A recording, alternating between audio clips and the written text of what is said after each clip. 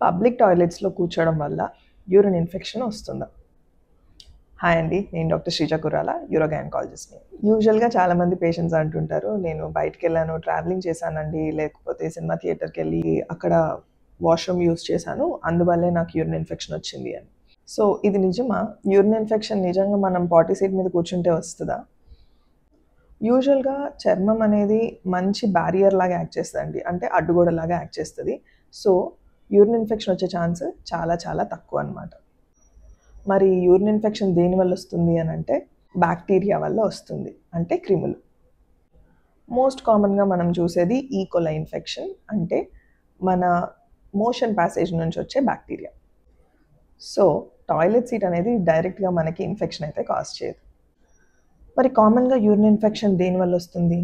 వెనుక నుండి ముందుకు తుడుచుకోవడం, కలిసిన తర్వాత యూరిన్కి వెళ్ళకపోవడం, చాలా ఎక్కువసేపు యూరిన్ని ఆపుకోవడం, అలాగే వాటర్ తాగకుండా ఉండడం, అంటే డీహైడ్రేషన్. ఇవన్నీ చాలా పెద్ద రిస్క్ ఫ్యాక్టర్స్ అండి. ఇప్పుడు అదే పబ్లిక్ టాయిలెట్ విషయానికి వస్తే కొంచెం ఎక్కిగా అనిపించినా దానివల్ల యూటీఐ వచ్చే ఛాన్స్ అయితే చాలా తక్కువేనండి.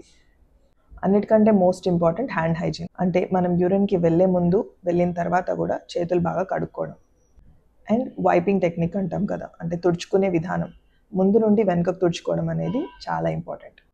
మీకు మరీ ఇబ్బందిగా అనిపిస్తే డిస్పోజబుల్ సీట్ కవర్స్ అని దొరుకుతాయి, వాటిని వేసుకొని మనం యూరిన్కి వెళ్ళొచ్చు. కానీ అదేం యూరిన్ ఇన్ఫెక్షన్ని ప్రివెంట్ చేస్తుందని కాదు. హ్యాండ్ హైజీన్ మోస్ట్ ఇంపార్టెంట్, ఇందాక చెప్పినట్టు. సో నెక్స్ట్ టైం మీరు ఎక్కడైనా బయటకు వెళ్ళినప్పుడు యూరిన్ని గంటల తరబడి ఆపుకోకండి. యూరిన్ ఎప్పుడు వచ్చినా వెళ్ళడం ఇంపార్టెంట్. Thank you.